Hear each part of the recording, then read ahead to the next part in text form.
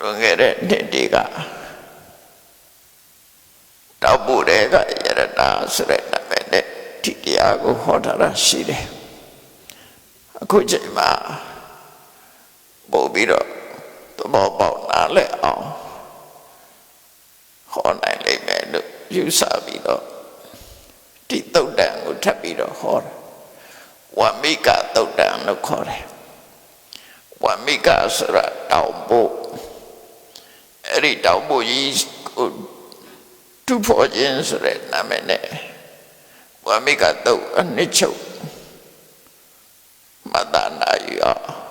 ဒီတရားကတော့ကမ္မထံတရားပဲဖြစ်ပါတယ်ဝိပဿနာတရားပွားများအထုတ်ဖို့အတွက်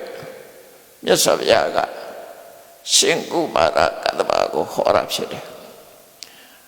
မာယာတိရတိညမျိုးစာကြီးကိုမာရွေနဲ့ယူဝါဒတွေကပျောက်ကင်းသွားအောင်ဥပမာတွေနဲ့ဟောပြောခဲ့တဲ့ရှင်ကုမာရကတ္တဗအဲ့ဒီရှင်ကုမာရကတ္တဗဟာဘယ်ကမ္မထံကိုအထုတ်ပြီးရဟနာဖြစ်တယ်လဲဆိုတာဒီသုတ်တံနဲ့ဆက်ဆက်ပြီးတော့ကြည့်ဖို့ပေါ့နော်လူတိုင်းလည်းပဲဒီသုတ်တံလာတဲ့အတိုင်းဝိပဿနာတရားအထုတ်ကြည့်ဖို့အဲ့ဒီသုတ်ကိုဝမ္မိကသုတ်လို့ခေါ်တယ်ဝမ္မိကဆိုတာတောင်ဖို့တောင်ဖို့ကြီးကိုတူဖို့တယ်ဆိုတဲ့ဇလန်းဆန်းဆန်းဘုဒ္ဓကြောင့်လေးနဲ့ဟောထားတာဖြစ်တယ်ပေါ့နှစ်ရက်လောက်တော့ခွဲပြီးတော့ဟောရမယ်အရင်တော့တောက်ဖို့တွေကယရဏဆိုတာတရထက်နဲ့ပြီးအောင်ဟောထားတယ်အဲ့တော့မြတ်စွာဘုရားတရားတော်တွေက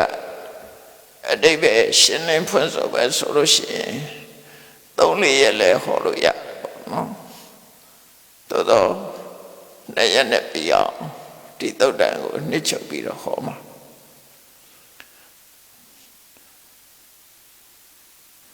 တောင်ဖို့ကိုတူဖို့ခြင်းဇလံဗမာဒါကဘလို့စလာလဲဆိုမြတ်စွာဘုရားကသာဝတိမြို့စေရွန်ကျောင်းမှာတရင်သုံးနေတယ်အဲ့ဒီတော့ကဘာယတိရာဇညမျိုးစာကြီးကိုတရားဟောတဲ့အရှင်ကုမာရကတ္တဗကပုရုဇဉ်ဘဝလောက်ပဲရှိသေးတယ်တရားအထုတ်ထုံသူကပဲမှနေတော့ဆိုစေရွန်ကျောင်းကြီးရဲ့နောက်ထဲမှာအန္တဝနဆိုတဲ့တောနဲ့ကြီးတစ်ခုရှိတယ်အဲ့ဒီတောကြီးရဲ့နာမည်ကိုအန္တဝနလို့ခေါ်တယ်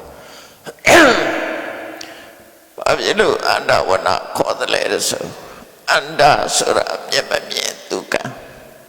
မျက်စိမမြင်တဲ့ပုဂ္ဂိုလ်တွေနေတဲ့တောလို့အဓိပ္ပာယ်ရတယ်ရှေ့တုန်းကတော့အန္တဝနသူကတော်လို့ဘာသာပြန်လေးရှိကြပေါ့နော်အဲ့ဒီဇာလံလေးကလည်းအချင်းချုပ်ပြောမယ်ဆိုလို့ရှိရင်ရှင်ကုမာရကတ္တဗဟာစေရွန်ကျောင်းထဲမှာမနေပဲနဲ့စေရွန်ကျောင်းရဲ့အပြင်နောက်ကျောင်းမှာရှိတဲ့အန္တဝနဆိုတဲ့တော်ထဲမှာသွားနေတယ်ညာသောအပြင်ယန္တာတွေကအဲဒီမှာစေရွန်ကျောင်းထဲမှာတခြားသံဃာတွေလည်းရှိတော့တိတ်ဆိတ်ငြိမ်သက်မှုလိုလားလို့စေတဝနဥယျာဉ်ကြီးနဲ့ဆက်ဆက်ပြီးတော့နေတဲ့အဲ့ဒီတောထဲမှာသွားနေကြတယ်ဒါထုံးစံလိုပဲတောကြီးထဲမှာသွားနေကြတာရှင်ကုမာရကတ္တဗနေညအဲ့ဒီတောထဲမှာသွားနေတာဒါဖြင့်အန္တဝနရဲ့သမိုင်းကြောင်းကပါလဲလို့ဆိုရင်ကတ္တဗမြတ်စွာဘုရားပြိဋိဘံစံတဲ့အခါမှာမြတ်စွာဘုရားကသက်တမ်းလူသက်တမ်း2000တန်းဆိုတော့သက်ရှိတယ်လို့ပြောမှာပေါ့နော်အဲ့ဒီ2000တန်းမှာပြိဋိဘံစံတဲ့အခါမှာ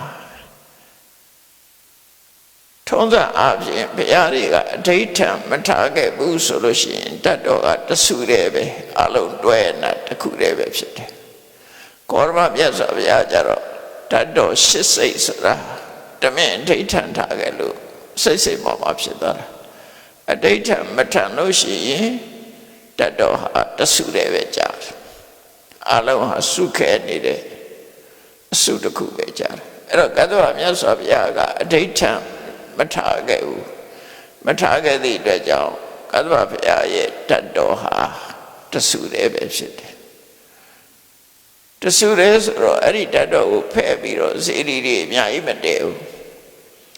တဆုတည်းဖြစ်သည့်အတွက်ကြောင့်ဇေဒီတဆုတည်းတည့်ကြမယ်ဓာတ်တော်ဌာပနာဖို့အတွက်အဲ့တော့တဆုတည်းတည့်တဲ့အခါမှာ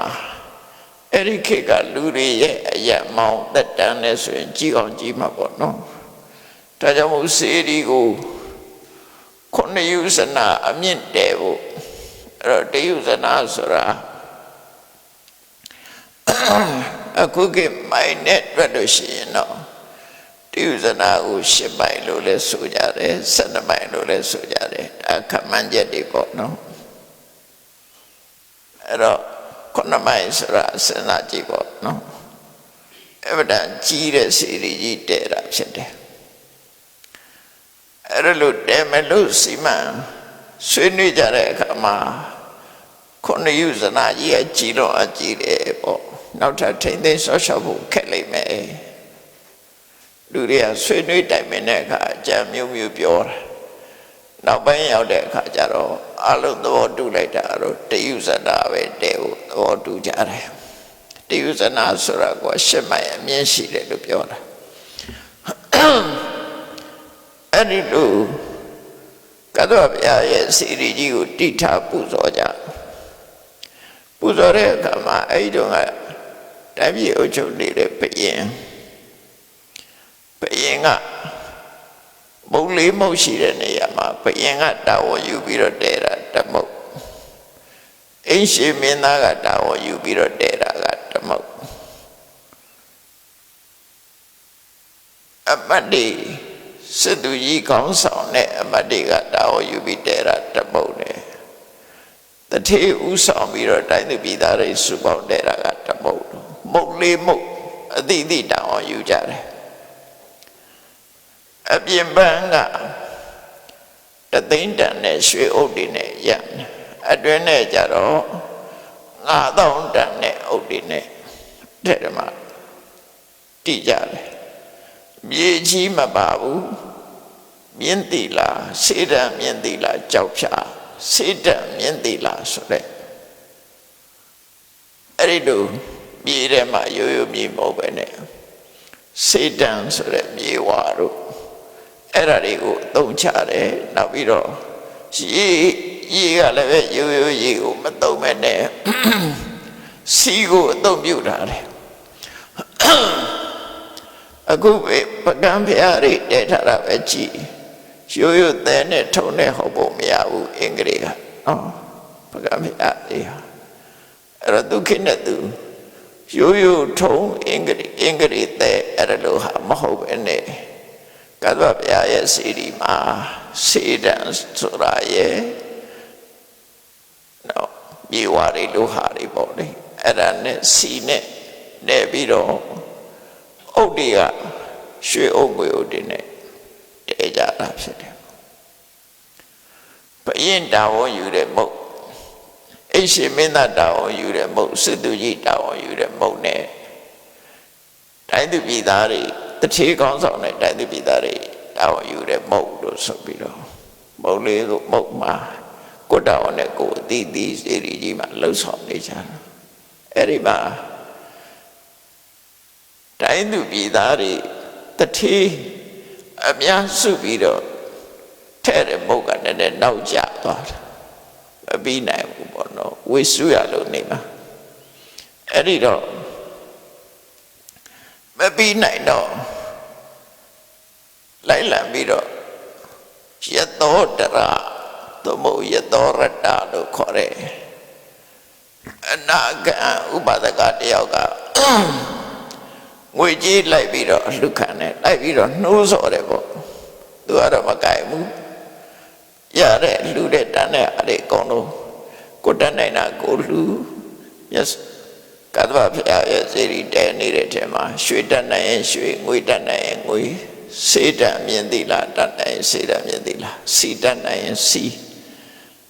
ဆန်တို့ပဲတို့တတ်နိုင်တယ်သူကဆန်တို့ပဲတို့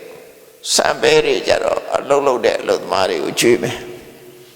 နော်ရွှေတွေငွေတွေကြတော့ဖရာရဲ့ထဲမယ်အဲ့ဒါတို့လိုက်ပြီးတော့တနိုင်ငံလုံးလှည့်ပြီးတော့သူကနှိုးဆော်တာနှိုးဆော်ပြီးရတာတွေကိုစရင်အင်းနဲ့တကွာဖရာတဲ့တဲ့စီကိုပို့ပေးတယ်တဲ့ပို့ပေးလိုက်တဲ့အခါသူကလက်ပတ်ပြီးတော့လူခံနေတဲ့အချိန်မှာ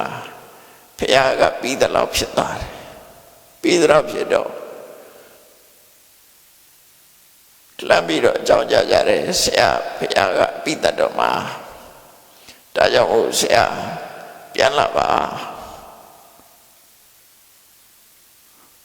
ဆိုတော့သူကဖရာဘူးဆိုပြီးတော့ပြန်လာတဲ့အခါမှာတော်ရဲကနေဖြတ်တန်းလာတာအဲ့ဒီမှာတခိုး900ကတရင်ရထားတယ်ဖရာတဲဖို့လဲပြီးတော့ရွှေတွေငွေတွေလူခံတဲ့ဥပဒကတယောက်ဒီလမ်းကပြန်လာမယ်သူစီတော့ရွှေတွေငွေတွေပါမှာပဲဆိုတဲ့ရည်ရွယ်ချက်နဲ့တော်ရဲကနေစောင့်ပြီးတော့အဲ့ဒီဥပဒကကိုဖမ်းကြတယ်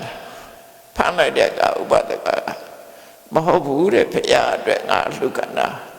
ငါစီမှာအဝတ်တစ်ထည်ကိုတစ်ခုကလွယ်လို့ငါစီတစ်ခုမှမပါဘူး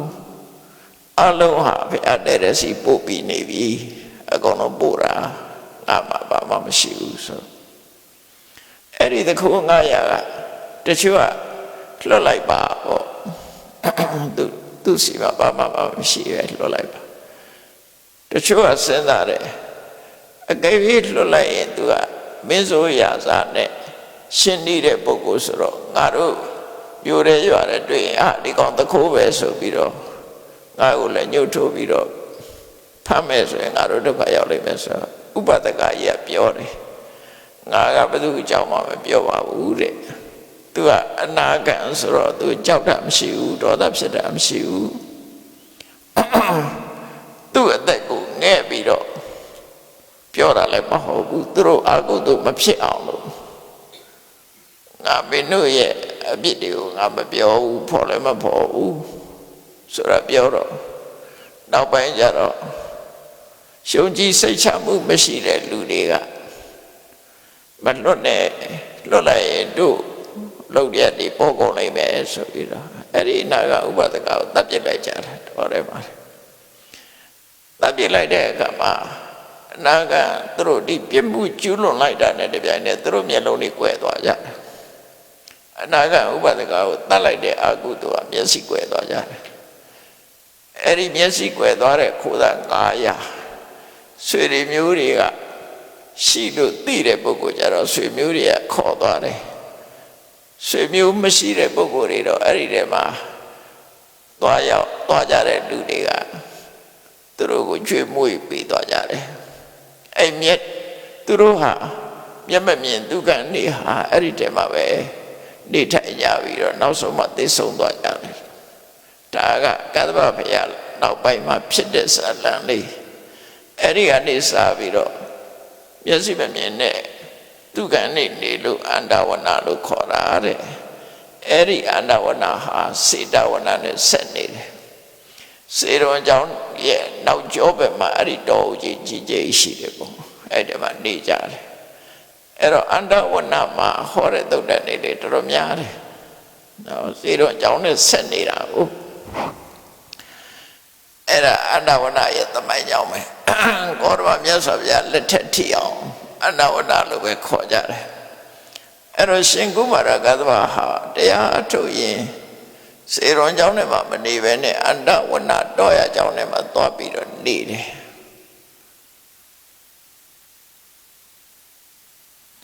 ညဥ်ရရောက်တဲ့အခါကျတော့သူစီမှာနတ်သားတူရောက်လာတယ်နတ်သားလို့ခေါ်ပြီးမှလို့ဖြစ်မှာတယောက်ရောက်လာတယ်ပေါ့နော်သူစီရောက်လာတယ်ရောက်လာပြီးတော့သူ့ကိုရှောက်ထားသွားတာဒါဖြင့် အဲ့ဒီသူလျှောက်ထားသွားတဲ့စကားကထူးထူးဆန်းဆန်းပဲထူးထူးဆန်းဆန်းလာပြီးတော့လျှောက်တာသူကအပြောလို့ဆိုရှင်ကုမာရကတ္တဝါကိုရောလို့ပဲခေါ်တယ်တကယ်ချင်းလို့ပြောသွားတာသူကဘာဖြစ်လို့လဲဆိုတော့အဲ့ဒီလာလျှောက်တဲ့ပုဂ္ဂိုလ်ဟာတခြားလူမဟုတ်ဘူးတဲ့အဲ့ဒီကတ္တဗဖယားနောက်ပိုင်းသာသနာတော်ကသူနဲ့အတူတကွတရားကျင့်တဲ့တကယ်ချင်းယဟန်တကယ်ချင်းယဟန်ကအနာဂံဖြစ်ပြီးတော့သောတာပတ္တပြမဘုံမှာပြမဖြစ်နေတာနော်ကတ္တဗဖယားနောက်ပိုင်းသာသနာနောက်ပိုင်းမှာခုနစေရီတည်ပြီးတဲ့နောက်ပိုင်းနေဖြစ်လိမ့်မယ်သာသနာတော်ဆွေပြည့်ပြည့်လာတဲ့အခါမှာတကယ်ချင်းယဟန်တို့ခုနှစ်ပါးဟာတဝေကဖြစ်ပြီးတော့သာသနာတော်ထင်ရှားဆုံးငါတို့တရားတို့ရအောင်ကျင့်ကြမယ်ကျင့်တဲ့အခါမှာလည်းပဲအသက်ဆုံးမေကျင့်မယ်တတိရှိတဲ့လူလိုက်ကြတတိမရှိဘူးဆိုရင်တော့လည်းနေကြဆိုပြီးတော့သဘောတူတိုင်ပင်လိုက်တဲ့အခါမှာယဟန်ခုနှစ်ပါးသာသနာကွယ်သွားရင်ငါတို့ဘဝဟာမကောင်းတော့အဲ့တော့သာသနာရှိနေတော့ငါတို့ကြိုးစားကြမယ်ဆိုပြီးတော့တောင်ကလပ်မြို့လူမျိုးတောင်ထိပ်လေကနဲ့မှတက်လို့ရတဲ့တောင်ထိပ်ကိုတက်ကြတယ်တက်ပြီးတဲ့အခါပေါ်လဲရောက်ရောအဲ့သွားတာအလုံးခုနှစ်ပါးဟာအဲ့ဒီတောင်ထိပ်ကိုတက်ပြီးတော့ကဲလေကထောင်ပြီးတော့တက်တယ်ကိုမစွန့်နိုင်တဲ့ပုဂ္ဂိုလ်သေမှကြောက်တဲ့ပုဂ္ဂိုလ်တွေအခုတည်းကလေကရှိတော့ဆင်းနိုင်တယ်ပေါ့စိတ်ဓာတ်မရေဝန်းတဲ့ကိုယ်တော်တွေဆင်းလို့ရတယ်ဆိုတော့အလုံးအညီပြီးတော့ဘယ်သူမှမဆင်းဘူးအဲ့ဒီလေကကြီးကိုကန်ချပလိုက်တယ်ပြီးဦးအဲ့တော့အောက်ဆင်းလို့မရတော့အဲ့ဒီပေါ်မှာတောင်ထိပ်ပေါ်မှာအသက်ဆုံးပြီးတော့အဲ့ဒီယဟန်တရားထုတ်ကြတရားထုတ်တော့အကြီးဆုံးကိုတော်ကတရားနေ့အတွင်းမှာယဟန်နာဖြစ်သွားတယ်သူကယဟန်နာဖြစ်တဲ့အခါမှာစံပိညင်တွေရတော့တကိုးနဲ့ဆွမ်းကကြွားပြီးကျန်တဲ့ကိုတော်တွေကိုဆုံးဖို့မေးမလားလို့မေးတယ်ဒါပဲဘယ်ပုဂ္ဂိုလ်ကမှလက်မခံကိုယ်တိုင်စာရမှပဲဆွမ်းစားမယ်ဆိုပြီးတော့အစာအာဟာရမစားဘဲနဲ့ဆက်ပြီးတရားထုတ်ကြတယ်တပါးကရှန္ဒဖြစ်သွားတယ်နောက်ဒုတိယရှန္ဒကအနာဂတ်ဖြစ်သွားတယ်အနာဂတ်ဖြစ်တဲ့ပုဂ္ဂိုလ်ကလည်းစာမိတ်ညင်တွေရတော့သူကသူဆွမ်းခံစားလို့ရသွားတယ်တောင်ပေါ်ဆင်းလို့ရသွားတယ်ကျန်တဲ့ကိုတော့၅ပါးကျန်တဲ့ကိုတော့၅ပါးကတော့အဲ့တောင်တိတ်ပေါ်မှာပဲဆက်ပြီးတရားထုတ်ရင်အစာရည်စာပြတ်လက်ပြီးတော့ပြန်တော်မူသွားကြတရားတို့တရားမြတ်တော့မရလိုက်ကြအောင်နော်အဲ့ဒီ၅ပါးတဲ့မှာသိဆုံးသွားတဲ့ကိုတော့၅ပါးတဲ့မှာရှင်ကုမာရကတ္တဝါပါတယ်အတိတ်ဘဝတရားကျင့်ခဲ့တဲ့ပုဂ္ဂိုလ်နောက်တခြားဘသူတွေပါတော့ဆိုရင်ဓာတုဝိပင်ကသုတ်ဟောပြီးတော့မြတ်စွာဘုရားကမြတ်စွာဘုရားတရားနာပြီးအနာဂံဖြစ်သွားတဲ့ပုဂ္ဂုတတိပယံရှင်တပ္ပခုနှစ်နှစ်ရွယ်မှာယံဖြစ်သွားတဲ့ရှင်တပ္ပနောက်ပြီးတော့သပိယပရပိုက်ပါဟိယဒါရုစီရိယအခုရှင်ကုမာရကတ္တဝါအလုံးဒီ၅ပါးကောရမဘုရားလက်ထက်မှာလာဖြစ်ကြတယ်နော်ပုဂ္ဂုတတိမင်းကဓာတုဝိပင်ကသုတ်ကိုကြားနာပြီးတော့အနာဂတ်ဘဝနဲ့သိပြီးယန္နာဖြစ်သွားတယ်ပုဂ္ဂုတတိပြင်းကြီးဓာတုဝိပင်ကသုတ်ဆုံးပါနောက်တကဘာဟိယဒါရုစီရိယကဒိဋ္ဌိဒိဋ္ဌမတ္တံတရားကိုနာပြီးတော့တရားတို့တရားမြတ်ရသွားတယ် တပိယဆိုတဲ့ပြပိုက်ကလည်းပဲတပိယတုတ်တံဆိုတာရှိတယ်မြတ်စွာဘုရားစီမေခွန်းနေလာမေးတယ်မြတ်စွာဘုရားဖြေတယ်အဲ့ဒီနောက်မှာသူရှင်အဝတ်ပိယနာဖြစ်သွားတယ်အဲ့ဒီပုဂ္ဂိုလ်ကလည်းရှင်ဓမ္မဆိုတာတော့သူဟာမမွေးခင်ကိုယ်ဝရဲ့မှာရှိနေတဲ့ချိန်မှာသူ့ရဲ့မိခင်ကဆုံးသွားတယ်ဆုံးသွားတော့သူမမွေးခင်ဆိုမိခင်ရောကလေးရောတခါတည်းမိတကြိုလိုက်ကြတာမိတကြိုလိုက်တဲ့အခါမှာ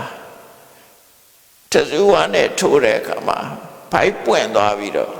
သူ့ကိုမထိပဲနဲ့မိအရှိန်နဲ့သူကဖိုက်ပွင့်သွားပြီးတော့အဲ့ကလေးလေးကဆင့်ပြီးတော့တမန်မြက်ချုံပေါ်သွားကြတယ်နာမိရှို့နေရတယ်အဲ့အရှင်ကလေးဖြစ်နေတယ်နော်မသိဘူးဒါကြောင့်မလို့သူ့ကိုဓပ္ပဆိုတာတမန်မြက်ခေါ်တယ်မိခင်ရဲ့ဝမ်းနဲ့ကနေပြီးတော့မိရှို့ရင်ပေါက်ထွက်သွားပြီးတော့သူကအသက်မသေးပဲနဲ့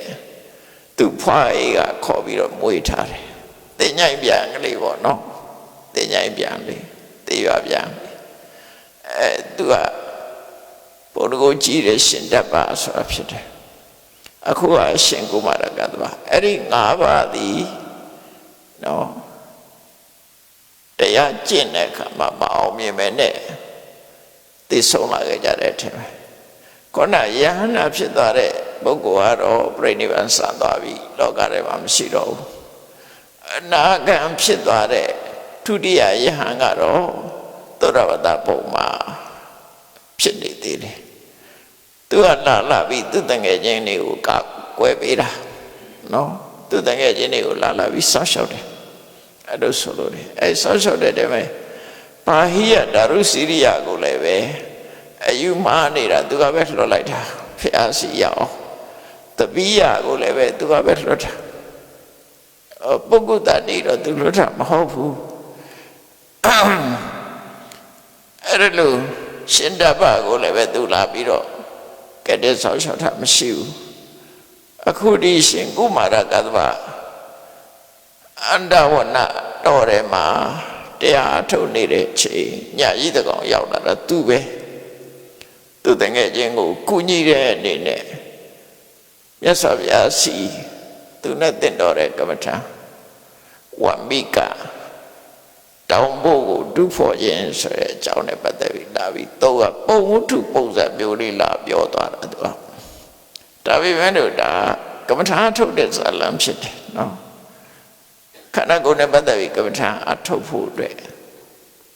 တောင်ဖို့ကိုဒုဖို့ချခြင်းဆိုအဲ့တော့ညာကြီးတကောင်မှသူရောက်လာတယ်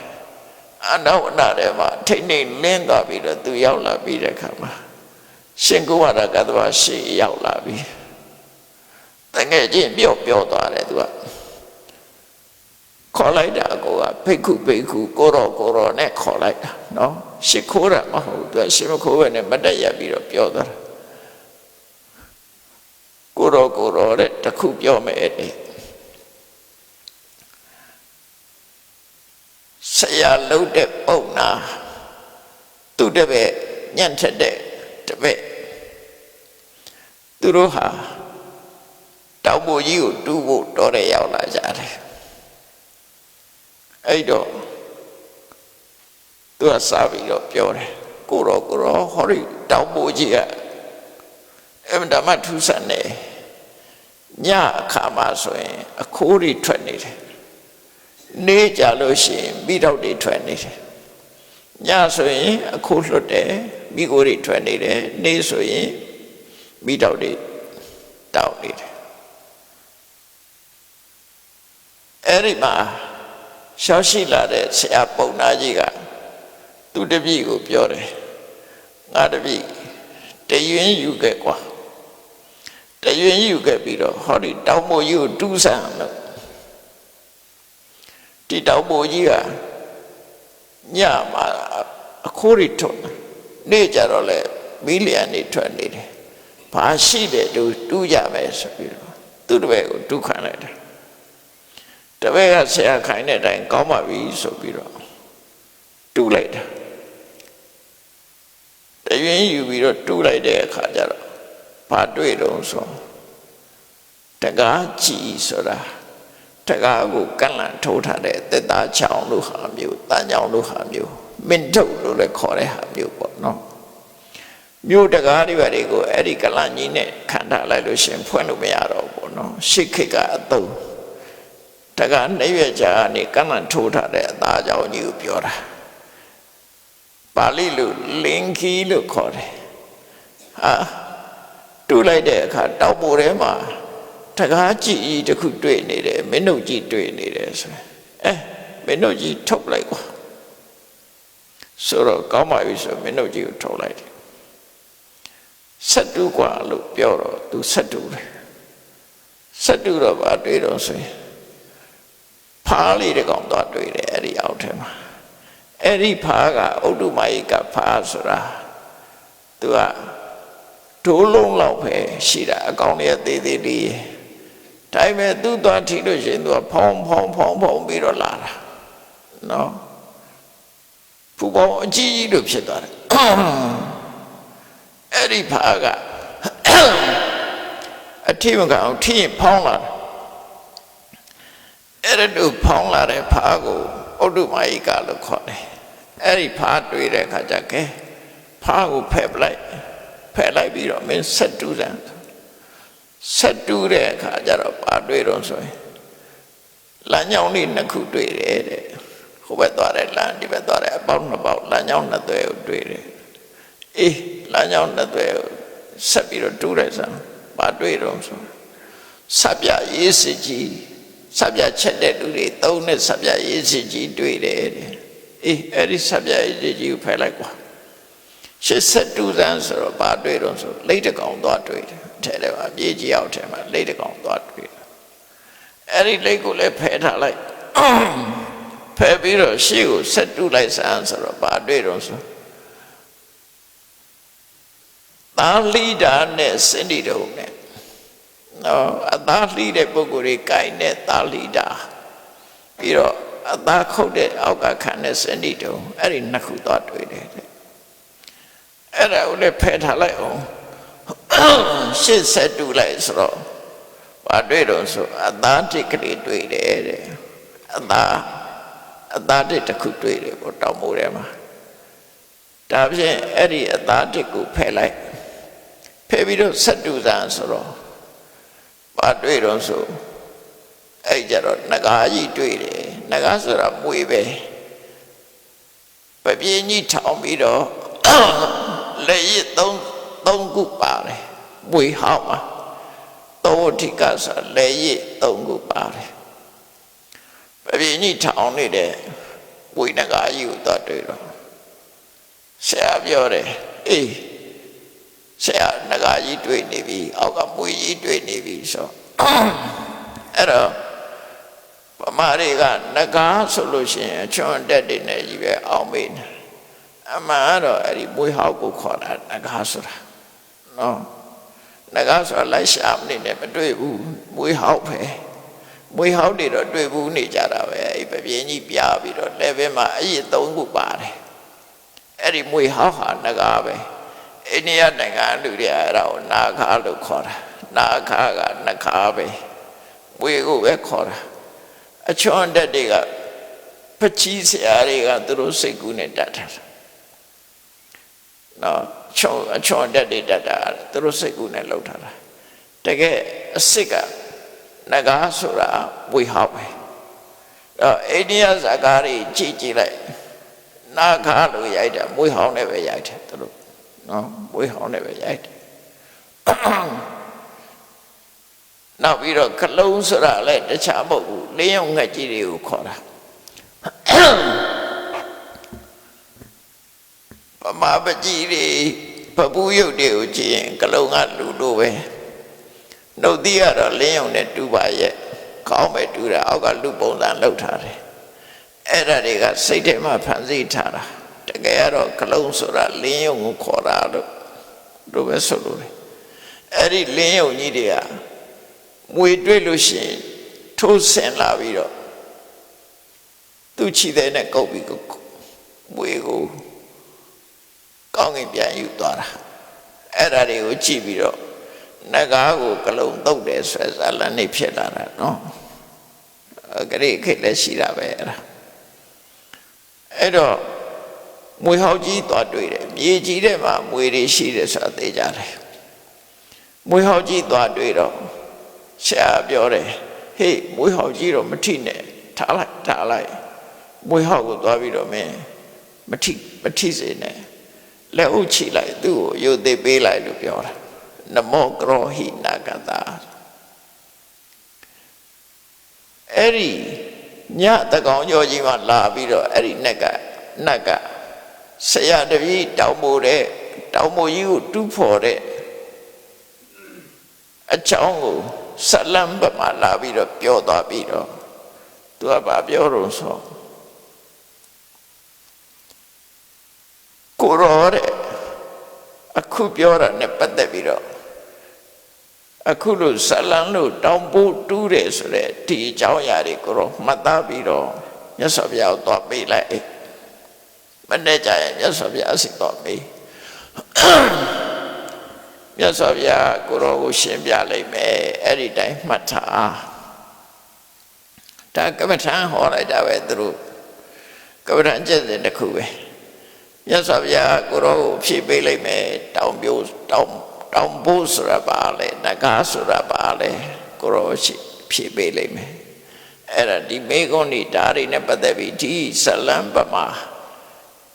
ဒီချက်လက်တွေကိုမြတ်စွာဘုရားစီမနဲ့ကြတော့မေးလိုက်ကိုရောမေးလိုက်ရင်မြတ်စွာဘုရားဖြည့်လိုက်မယ်မြတ်စွာဘုရားဖြည့်တဲ့အတိုင်းကိုရောဟာမှတ်သားထားပါအဲ့တိုင်းမှတ်ယူပါဒီခုပြောတဲ့ဇလံရဲ့အဓိပ္ပာယ်ကိုကိုရောမှတ်ယူပါဆိုပြီးတော့ဏိကုံညုတ်ပါပြောလိုက်တော့ဆိုကိုရောလောကမှာလူပြည်နတ်ပြည်တတ္တလောကကြီးတစ်ခုလုံးမှာဒီမေဂုန်နေ့ရဲ့အမှန်ကိုပြောပြနိုင်တဲ့ပုဂ္ဂိုလ်တယောက်မှမရှိဘူးတဲ့မြတ်စွာဘုရားကလွယ်လို့သို့မဟုတ်မြတ်စွာဘုရားရဲ့တပည့်ကလွယ်ပြီးသို့မဟုတ်မြတ်စွာဘုရားတပည့်စီကသင်ကြားသွားတဲ့ပုဂ္ဂိုလ်ကလွယ်ပြီးဒီမေဂုန်နေ့ရဲ့အမှုအဖြစ်မှန်ကိုဘယ်သူမှမထုတ်နိုင်ဘူးတဲ့နော်ဘယ်သူမှမထုတ်နိုင်ဘူးအဲ့တော့မြတ်စွာဘုရားကိုသွားပေးပါဒီမေကွန်လေးကိုသင်ပေးလိုက်တာသူကအဲ့တော့သူမေးတဲ့မေကွန်တွေကအလုံးဟာအကြောင်းအရာတွေက15မျိုးရှိတယ်15မျိုးရှိတယ်ဒီအခုပြောတဲ့အထက်မှာ15မျိုးတောင်ပိုးဆိုတာပါလဲနော်နေ့အခါမှာနေ့လယ်မှာအခိုးတွေထွက်နေတယ်ဆိုတာပါလေညကြတော့မီးလျံနေထွက်နေတယ်ဆိုတာပါလေနော်တခါပြမနာဆိုတာ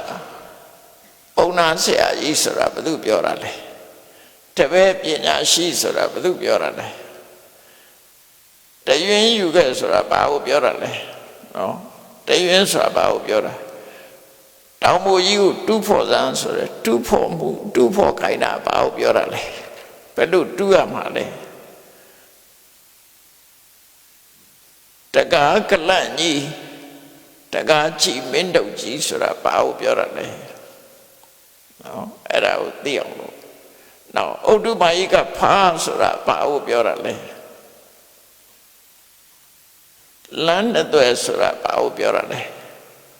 ဆပ်ပြရေးစစ်ဆိုတာရောဘာကိုပြောတာလဲနော်လိတ်ဆိုတာရောဘာကိုပြောလို့တာလဲတကယ်လိတ်လားနောက်စင်ဒီတုံးနဲ့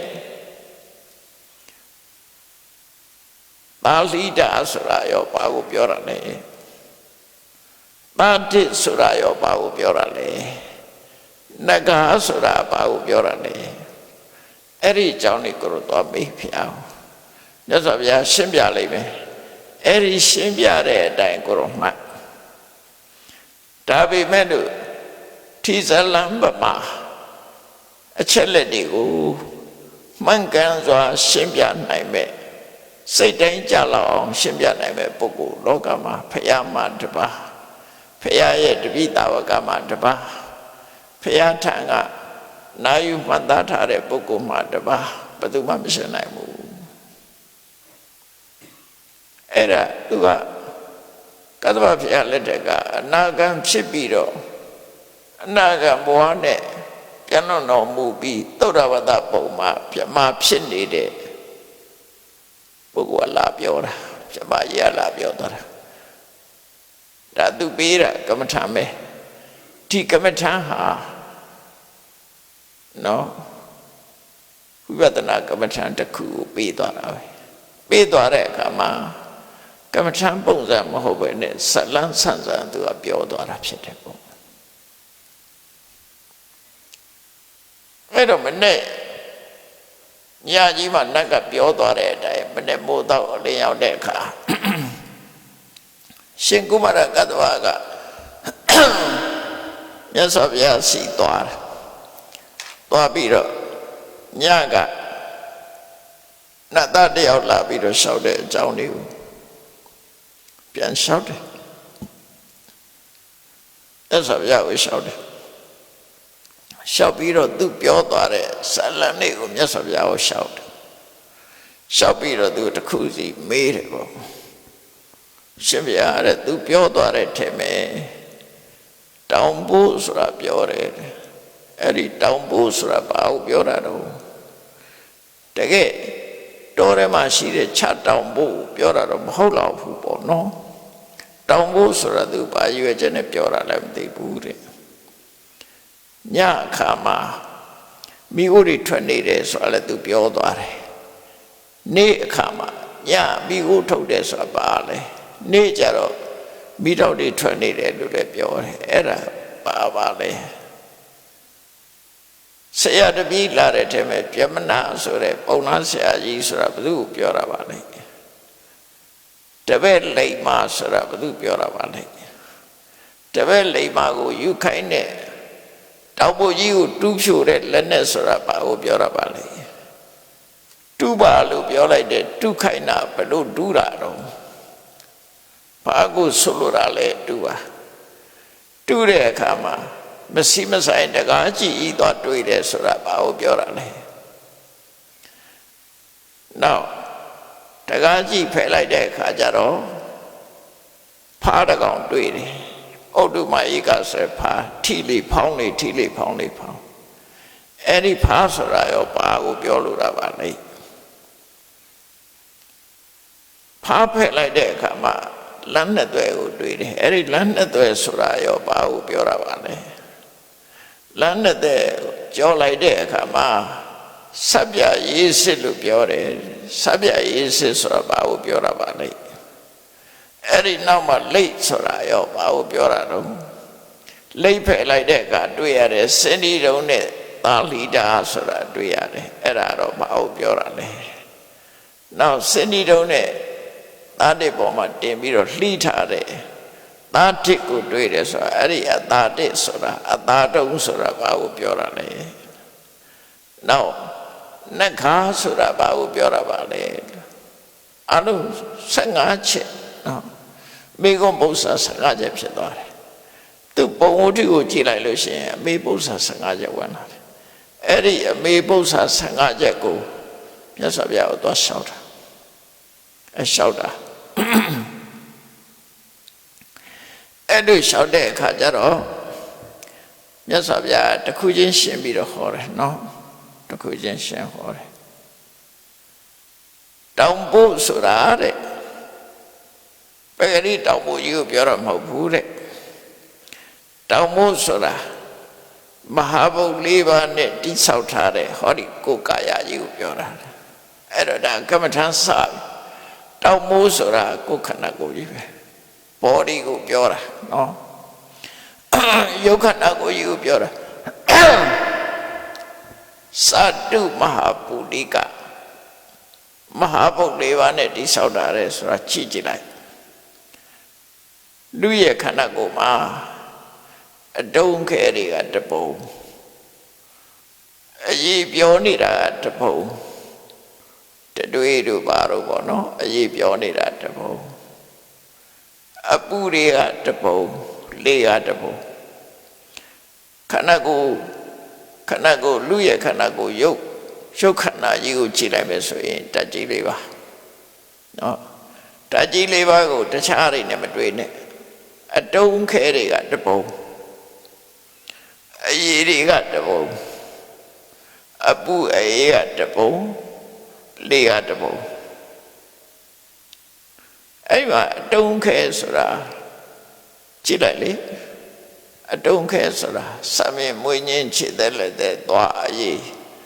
အသာကြောယူချစ်စီအညွတ်နှလုံးအသက်အမေးဖြင့်ဆိုဥမဥသိစာသစ္စာဟောအုံနောက်စာဒါရီကအခဲတွေကြီးပဲအတုံးခဲတွေကြီးပဲဒါလူခန္ဓာကိုယ်ထဲမှာရှိနေတာအပေါ်ယံကြည့်မယ်ဆိုရင်ခေါင်းရှိတယ်ခြေရှိတယ်လက်ရှိတယ်အယိုးတွေရှိတယ်နော်အတုံးခဲဖြစ်နေတာတွေရှိတယ်အဲ့ဒီအတုံးခဲတွေကိုပထဝီလို့ခေါ်တာမဟာဘုတ်၄ပါးတဲ့ကပထဝီတခါ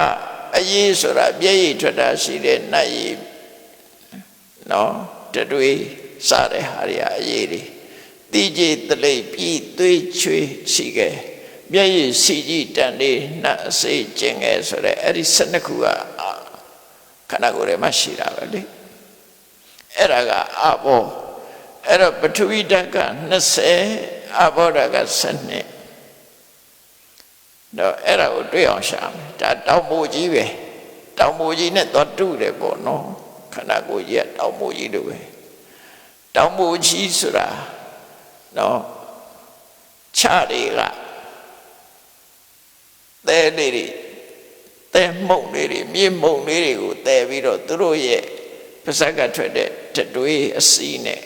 တစ်ခုနဲ့တစ်ခုတွဲပြီးတော့ကပ်ပြီးတော့တိဆောက်ထားတဲ့ဟာကြီးဖြစ်တယ်သူတို့တတွေးနဲ့စီးကပ်သွားတာမိုးရွာရင်တော့မှဒါရအရေးပြောကြမသွားဘူးနော်ဘလောက်ခိုင်နေဆိုတော့မိုးအဲ့ဒါခြားရရဲ့ပါးစပ်ကထွက်တဲ့တတွေးနဲ့အဲ့ဒါကြီးကိုတောင်မိုးကြီးလှုပ်ထားတယ်သူတို့တဖြည်းဖြည်းတိဆောက်ထားတယ်တောင်မိုးကြီးအဲ့ဒီတောင်မိုးကြီးထဲမှာကြွက်တွေလည်းဝင်တယ်မွေးတွေလည်းဝင်တယ်အကောင်မလောင်နေဟုသမျှအကုန်ဝင်တယ်ထွက်တယ်ခြားရည်ကတိဆောက်တာအဲ့တော့ခြားရည်ကတိဆောက်တာအဲ့တော့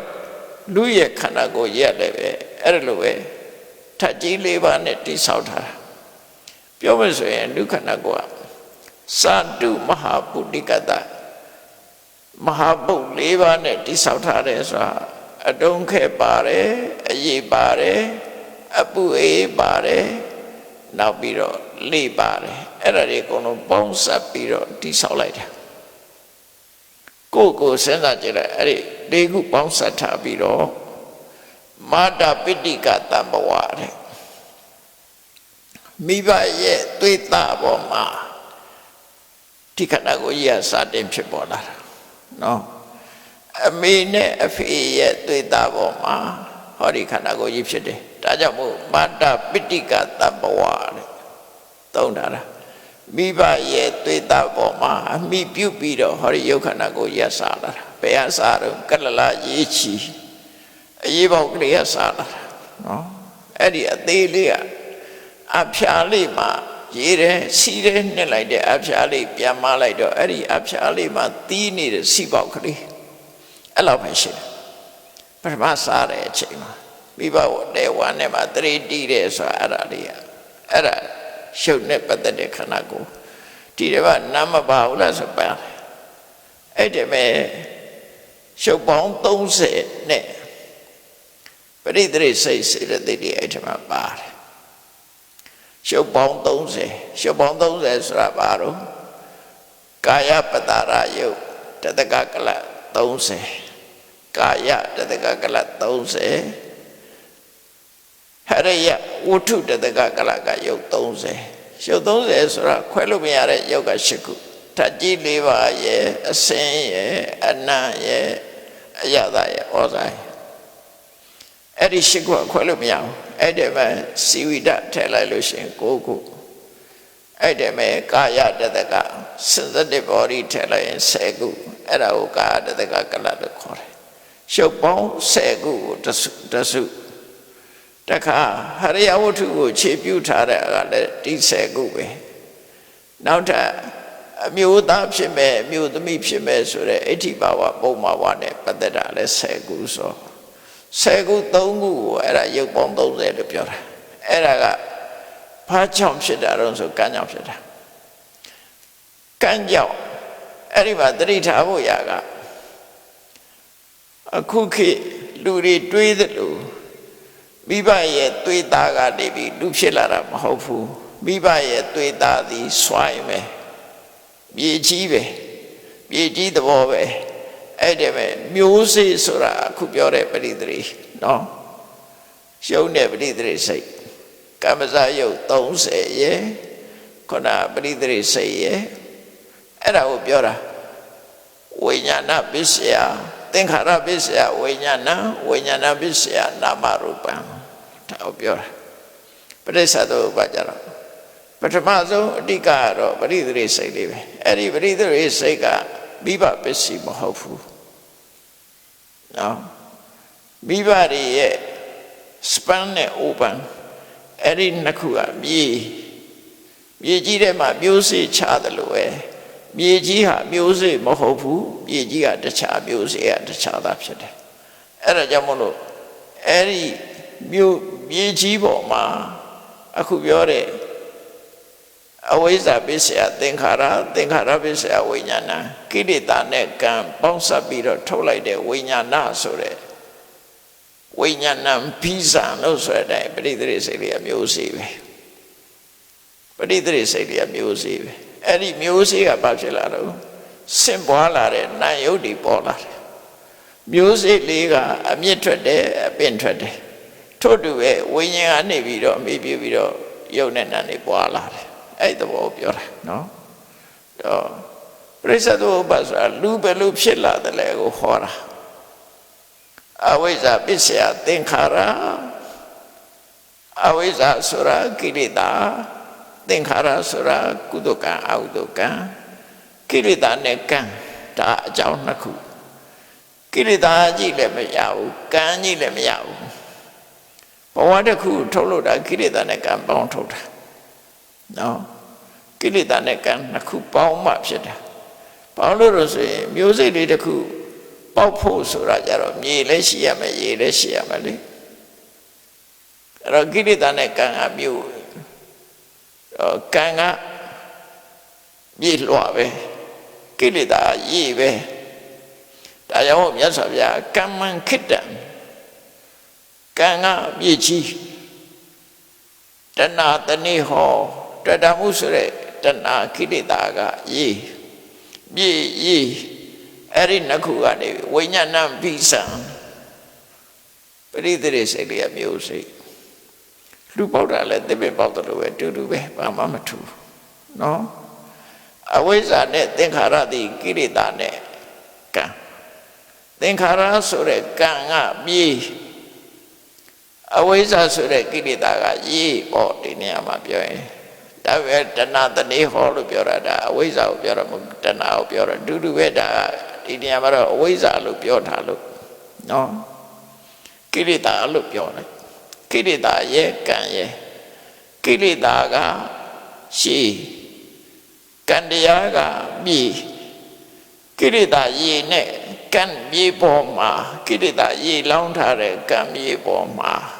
ဝိညာဏဆိုတဲ့မျိုးစိပေါက်လာတာနော်ခုနဒါဖြင့်မိဘရဲ့တွေ့တာဆိုတာတိယမိယသဘောလောက်ပဲဖြစ်တယ်နော်တိယမိယရေမြေကိုစပ်ဖို့လုပ်ပေးတာပဲရှိတယ်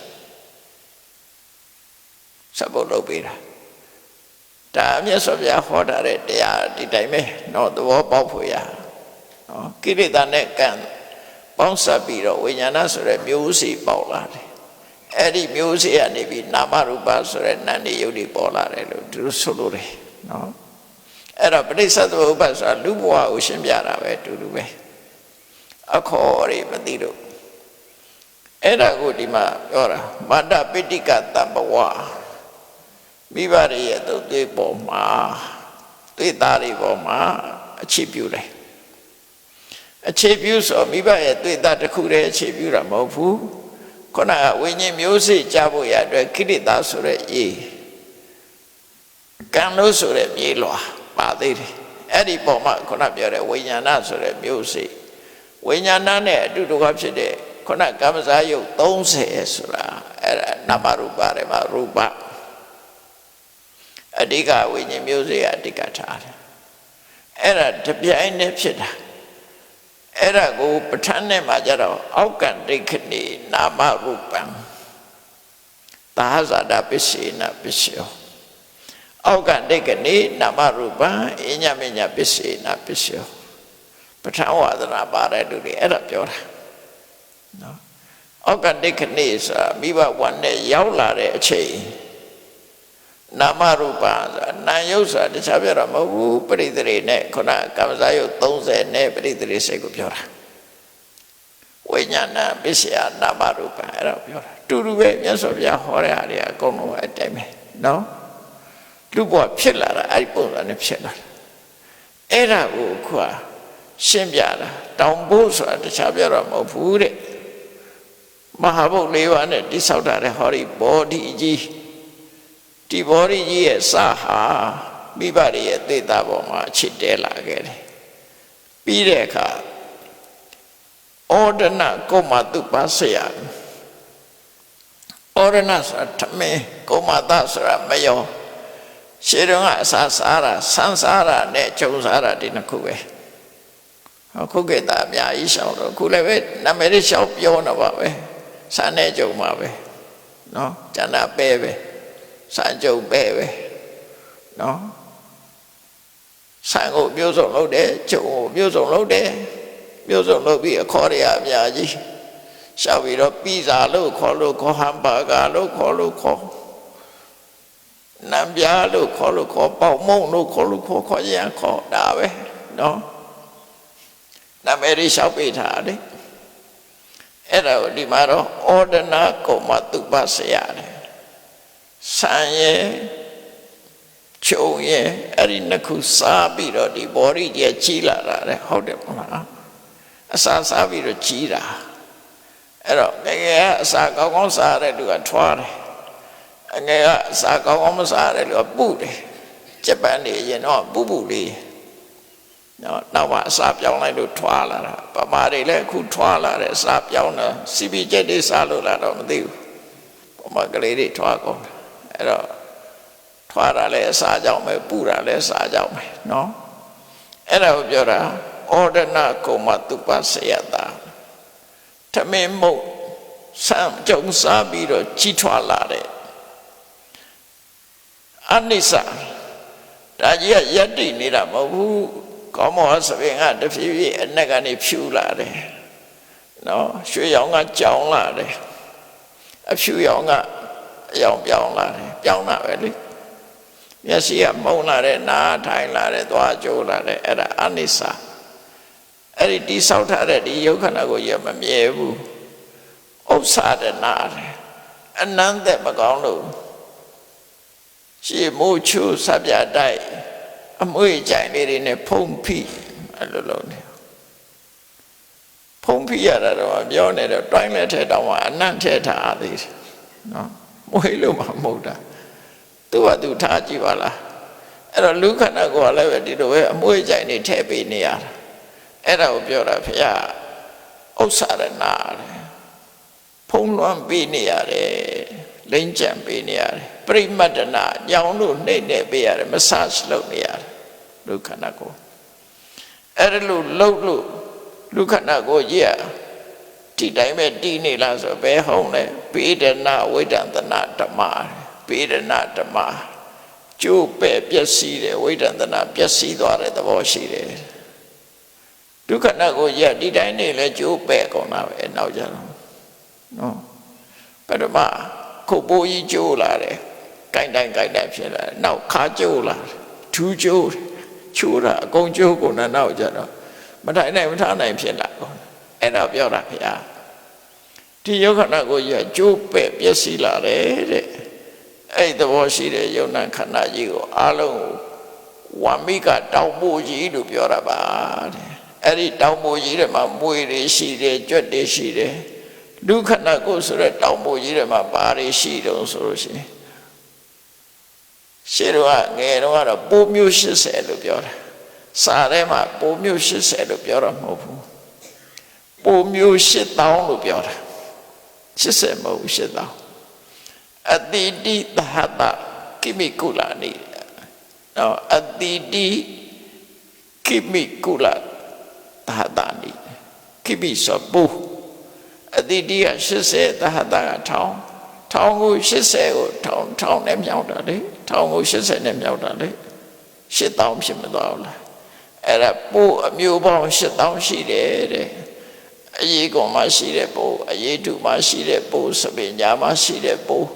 မျက်ခုံးမှရှိတဲ့ပိုးမျက်လုံးမှရှိတဲ့ပိုးနန်းကြိုနန်းကြားမှရှိတဲ့ပိုးဗိုက်ထဲမှရှိတဲ့ပိုးပိုးတွေကိုများရွယ်နော်ဆရာဝန်တွေတော့အဲ့ဒီပိုးတွေတွေ့ဘက်တီးရီးယားဆိုတဲ့ပိုးတွေအများကြီးရှိတယ်လူခန္ဓာကိုယ်ထဲမှာနော်အဲ့လိုပြောတယ်အဲ့တော့မြတ်စွာဘုရားကယဟန်နဲ့မင်းတောင်ပိုးဆိုတာတခြားပြောတာမဟုတ်ဘူးတဲ့ဟောဒီဓာတ်ကြီးလေးပါးနဲ့တိဆောက်ထားတဲ့ဟောဒီ body ကြီးကိုပြောတာတဲ့လူရဲ့ခန္ဓာကို physical body ကြီးကိုပြောတာတဲ့အဲ့ဒီ physical body ကြီးဟာမိဘရဲ့သွေးသားပေါ်မှာမိပြုပြီးတော့စလာခဲ့တာတဲ့နော်အဲ့ဒီကစတင်လာခဲ့ပြီးတော့ခြုံတို့ဆန်တို့စားပြီးတော့ကြီးလာတာဒါပေမဲ့သာဝရပြောင်းလဲနေတဲ့အရာကြီးဖြစ်တယ်တဖြည်းဖြည်းကြီးပြီးတော့ပြောင်းလဲလာတယ်အနန္တမကောင်းလို့အနန္တတွေနဲ့ဖုံးပေးရတယ်နှိမ့်နေပြီးတော့ပေးရတယ်ဒါပေမဲ့လို့ပြိုကွဲပျက်စီးနေတဲ့သဘာဝရှိတယ်ဒါကမ္မထာရှုဖို့ဟောတာပဲကိုယ်ခန္ဓာကိုကမ္မထာရှုဖို့ငါခန္ဓာကိုကတောင်ပိုကြီးနဲ့တူတယ်ဟုတ်တာပေါ့တောင်ပိုတဲ့ဟိုကထဲတာထဲမနေ့ကထဲကြပြီ breakfast ဆိုတဲ့နာမည်နဲ့ထဲတာပဲအဲ့ဒါတောင်ပိုတဲ့ထဲလိုက်တာတောင်ပိုတဲ့ထဲပေးနေရတာပဲအများတာရေလောင်းပေးရတယ်နော်အစာထဲပေးရတယ်အဆုံးပါပဲအဲ့ဒါတောင်ပိုကြီးနဲ့လာသရန်တူတယ်လို့ဒီလိုရှုဖို့အတွက်ဒီဝမိကတုတ်ကိုမြတ်စွာဘုရားဟောတာအဲ့တော့နောက်ရကြတော့မှဆက်ပြီးတော့တောင်ပိုထဲမှာဆက်ပြီးတော့ရှာပြီးတော့ကမ္မထာထုတ်တဲ့အခါတောင်ပိုရဲ့ပြဿနာတွေဘာတွေရှိတယ်ဆိုတာကိုရှင်းပြတော့နော်လူခန္ဓာကိုယ်ထဲမှာရှိနိုင်တာတွေပြောအခုကကြီးကတောင်ပိုကြီးတိဆောက်နေတဲ့အတိပ္ပယ်ကိုမြတ်စွာဘုရားဒါရှင်းပြလိုက်တယ်နော်ဒါကြောင့်တရားချစ်ခင်သူတော်စင်ပြိဿပေါင်းတို့တောင်ပိုကိုတူဖို့ခြင်းဆိုတဲ့နေရာမှာကိုယ်ခန္ဓာကိုယ်လို့ဆိုတဲ့ဟောဒီဘောရီကြီးကိုတူဖို့ကြည့်ပါဘာတွေရှိတော့ကိုယ်ခန္ဓာကိုယ်လေးလာဖို့ပြောတာပါဝိပဿနာကမ္မဋ္ဌာန်းတရားအထုတ်ပြီးကိုယ်ခန္ဓာကိုယ်ထဲမှာဘာတွေရှိတယ်ဘာတွေနဲ့တိဆောက်ထားတယ်ဆိုတာသိအောင်ကြိုးစားအထုတ်ပါလို့မြတ်စွာဘုရားဟောလို့ရင်ဖြစ်ပါတယ်ဒါကြောင့်ဝမိကတုတ်အနှစ်ချုပ်မှာပထမတောင်ဖို့အကြောင်းကိုသိရှိနားလည်ပြီးဆက်လက်ပြီးတော့ကျန်တဲ့မေခွန်းပြဿနာတွေကိုမြတ်စွာဘုရားကတစ်ခုစီတစ်ခုစီရှင်းပြမှာဖြစ်ပါတယ်ဒါကြောင့်မြတ်ဗုဒ္ဓရဲ့ဆုံးမတရားတွေဟာလူနဲ့ဆက်ဆက်ပြီးတော့ဟောတာဖြစ်သည့်အတွက်ကြောင့်သိရှိနားလည်အောင်ကြိုးစားအားထုတ်နိုင်ကြပါစေကုန်သတည်း